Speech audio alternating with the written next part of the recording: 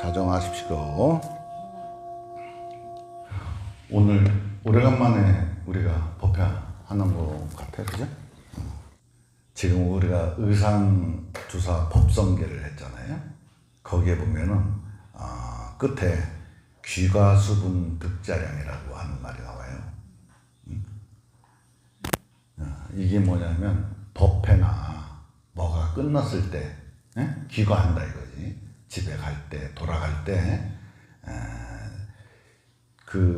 이 받는 것이 자기의 그릇대로 받는다 이거지. 우보익생 만호공이라는 말이 나오죠. 우보. 보배로운 비라는 얘기예요. 보배로운 비가 그냥 허공에 꽉 차도록 그런 보배가 있는데 중생은 각자 자기의 그릇만큼만 가져간다는 거지. 귀가수분 득자량. 돌아갈 때 그렇게 들어간다 이거지. 그래서 이 얘기가 뭔 말이냐면 우리 좋은 얘기를 하고 진짜 부처님이 세라 오셔가지고 환생을 하셔갖고 이 자리에 앉아서 얘기를 해도 다 자기 깜냥껏 듣고 간다 이런 얘기예요. 그러니까 법문이라고 하는 것이 무엇이냐면은 설법, 법문 이런 게 뭐냐면 부처님 법을 언어로다가 설명을 할 수는 없어요. 말로 표현할 수가 없고 어떻다 이렇게 얘기할 수가 없어. 근데 그건 표현하는 언어가 없어. 그거에 대해서는 없는데 그것을 굳이 표현하는 거예요. 근데 우리가 그 부처님의 세계를 모르는 이유가 왜 모르느냐? 우리가 너무 관념의 세계, 개념의 세계에 빠져서 그런 것이 안 보인다 이런 얘기지. 늘 현현하고 눈앞에 현현하고 펼쳐진 그대로가 이대로가 두두물결 처처가 부처 아닌 곳이 없는데 우리가 그런 사실을 그러한 도리를 못 깨닫는 이유는 우리가 분별과 개념과 관념으로 세상을 바라보기 때문에 관자재가 안 된다 이거예요. 자재라고 하는 게 뭐예요? 있는 그대로 스스로 자자 있을 자자거든. 그냥 스스로 있는 그대로를 못 보고 자기의 이미지를 덧입혀서 본다 이거지. 그렇기 때문에 우리가 여실한 부처의 어떤 지견을 우리가 획득 못하고 개인의 어떤 지견을 가지고 세상을 깜냥껏 재단하다 보니까 그 보배스럽고 그런 진리가 있고 대자유가 있는 것이 이 천지에 가득 차 있는데 내가 아흔 그릇이 종재기만 하면 종재기만하게 받아가는 것이고 달아만 하면 달아만하게 받아가는 것이고 하늘만 하면 하늘만큼 받아가는 거예요. 자기의 마음의 근기를 키우는 것이 우리가 해야 될 일이죠. 그래서 이것이 무슨 얘기를 하는 거냐면 이 세상은 이미 완전하고 이미 우리한테 충분히 주어져 있다는 얘기지. 그런데 우리가 관념과 그런 어떤 개념의 세계로 바라보니까 여실한 그 부처의 지견으로 바라보지 못한다 이거예요. 그걸 깨기 위해서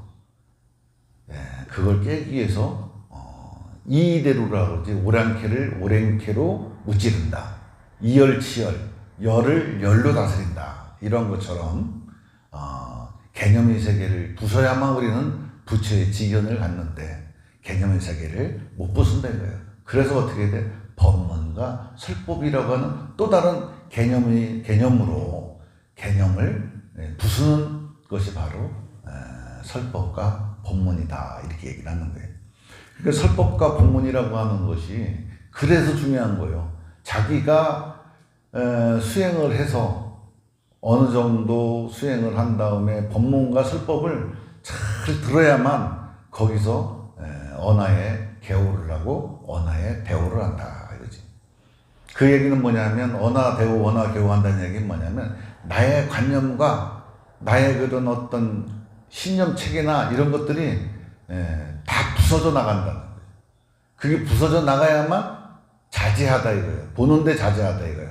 보는데 자자하다는 얘기는 뭐예요? 이쪽 저쪽 치우치지 않고 그냥 있는 그대로를 보는 거예요. 어떤 편견과 사견이 없는 상태에서 보는 거예요.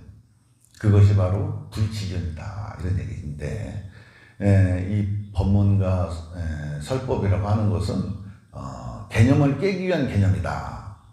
개념을 깨기 위한 개념의 소리를 하는 것이다 이거지. 그래서 그 언어가 도달하지 못하고 문자로 표현 못하는 그것을 도달하기 위해서 이게 법문을 하는데, 이런 법문을 소중히 여기고 잘 듣고 마음속으로 새기고 또 내가 미처 깨닫지 못했다면 그런 것을 듣고서는 사유를 통해서 깨달아서 자기가 그러한 마음의 걸림에 있는 그런 관념과 걸림으로부터 벗어나야 된다 이거예요. 여기서 아까도 얘기했지만은 우보 익생 만홍이다. 허공에 꽉 찼다 이거예요. 비 오는 것처럼 보배가 꽉 찼어. 막 진짜 하늘에서 막 금이 막 떨어진다고 하면은 막 다라 같은 거 집에서 꺼내다가 막 받칠 거예요, 이제. 간장 종지기 바깥다 놓는 게 아니라 떨어진 애비다 이렇게 생각 안 할 거예요. 쫓아 들어가갖고 바로 큰 다라를 들고 나와서 받칠 거예요. 그런데 금보다도 저는 이 금이라고 하는 게 이 세상 모든 것은 말이에요, 초로와 같다고 그래서 초로와. 천년문 이 제사는 아침 풀잎 끝에 맺혀진 이슬과 같은 거예요. 한삼 자고 일어나면 이 몸이 호련히 없어질 때는 그냥 아무런 까닭 없이 그거는 부질없이 그냥 나하고는 관계가 없는 것들이 돼요. 근데 이렇게 앉아서 수행을 하고 명상을 하고 불법을 옹호하고 수지독성하고 수행을 하면 그거는 한 시간을 앉아서도 천년의 보배와 같다 이런 거예요. 이게 우리가 하늘에서 지금 우보익생인데 그냥 우리를 이익해 하는 그런 보배스러운 것이 바로 뭐냐? 바로 불법이에요, 불법. 이 불법이 하늘에 꽉 차있고 스님도 여기서 이렇게 설법을 하고 법문을 하고 좋은 그런 그 경전들이 많이 있는데 그런 경전들을 듣고 수지독성해서 내가 불법을 깨치면은 대자유를 얻는데 금으로다가 자유를 얻으려고 그래요. 금으로 얻을 수 있는 거는 뭐냐면 뭐 옷, 먹는 거, 그지? 그 뭐 집, 뭐 이런 것밖에 없어. 내 마음의 안녕을 도모하고 이 몸이 있든 없든 어떤 형태로 존재하든 이 보배를 갖다가 내가 볼 줄 아는 눈이 있다면 그거를 그 보배를 찾아야지. 어린애들한테 금덩이를 갖다 주고 다이아몬드를 갖다 주면 뭔 소용이 있어. 사탕 하나 지어지는 게 더 사탕이 더 먹고 싶지.